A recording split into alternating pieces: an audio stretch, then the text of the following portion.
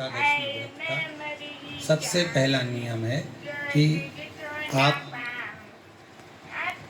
जिस दिन व्रत करो उसके एक दिन पहले भक्ति का संचार इस हृदय में करो। भक्ति का संचार इस हृदय में कर लीजिए। जिस दिन आप व्रत करो, जैसे एकादशी का व्रत कर रहे हो तो दशमी के दिन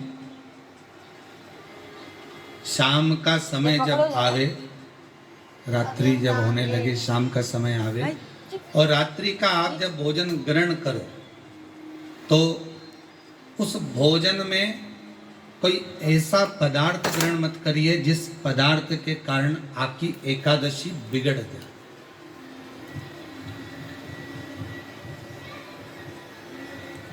कोई बेकार भोजन में ग्रहण नहीं करना।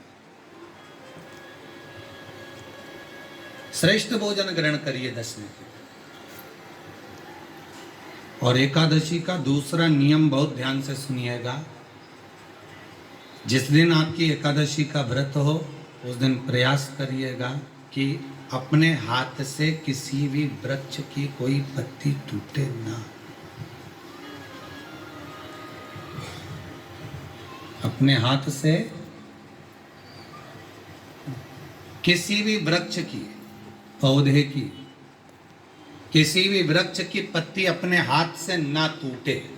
बहुत ध्यान दीजिएगा महाराज। एकादशी का ये दूसरा नियम है कि अपने हाथ से किसी पौधे की, किसी वृक्ष की, किसी डाली की कोई पत्ती टूटे ना, कोई पत्ती ना टूटे, इसका प्रयास करिए।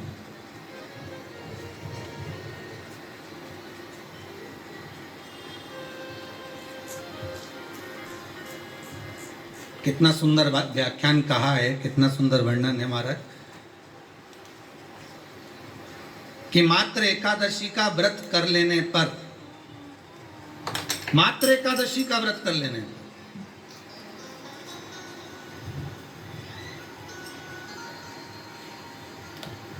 जो पूर्व में किया गया हमारा पाप कर्म है, हमने किसी जीव की हत्या करी है, हमने किसी को कष्ट प्रदान करा है, हमने किसी को अपशब्द कहा है, हमने किसी को ताने दिए, हमने किसी को आड़ा टेढ़ा कहा है, हमने किसी को गालियां दे दी है, मात्र एकादशी का व्रत ही कर लेने पर ये सारे जो दोष हैं वो समाप्त हो जाते।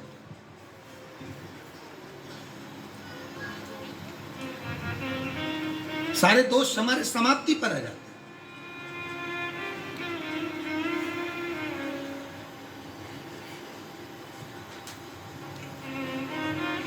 अब एक विचार करिएगा थोड़ा सा अपने मन में, अपने चित्त में, अपनी वृत्ति में एक बात उतारिएगा। एक अपने मन में एक बात को उतार कर रखिएगा कि आप अपने पाप को, अपने पाप कर्म को जिस दिन क्षीण करने वाले हो, समाप्त करने वाले हो, अपने पाप को आप जिस दिन समाप्ति पर लेकर जा रहे हो तो उसके एक दिन पहले आपको प्रसन्नता होना चाहिए कि नहीं होना चाहिए कि कल मेरा पाप कटने वाला है, कल मेरा पाप समाप्त होने वाला है, जो मैंने पाप कर्म करा है वो समाप्त होगा, जो मैंने पाप कर्म करा है वो कल समाप्त हो जाएगा। तो एक दिन पहले आपके चेहरे पर प्रसन्नता हो कि ना हो?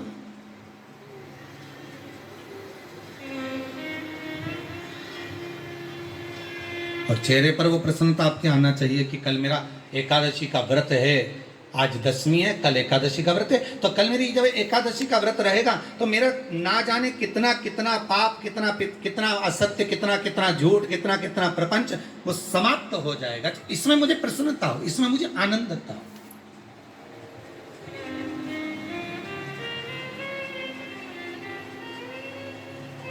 तो क्या कहा गया कि प्रयास करिएगा कि एकादशी के दिन कोई वृक्ष की, कोई डाली की, कोई कोपल की कोई पत्ती ना तोड़ी जाए।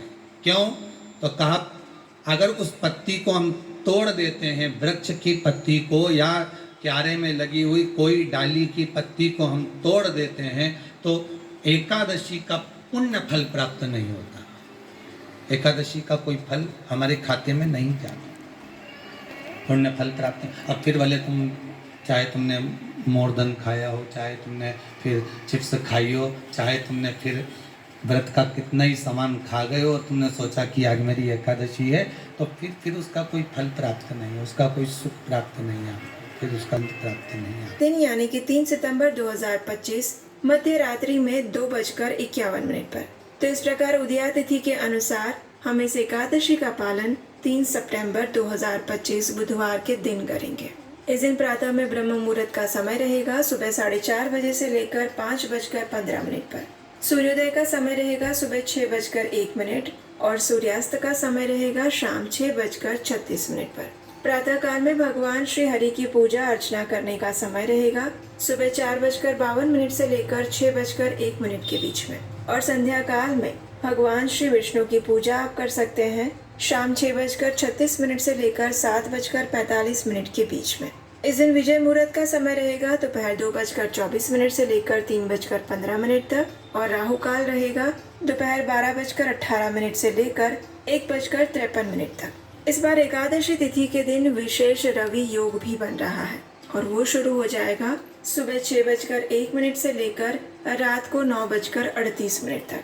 किसी भी शुभ कार्य की शुरुआत करने के लिए रवि योग अत्यंत पवित्र और मंगलमय बताया गया है।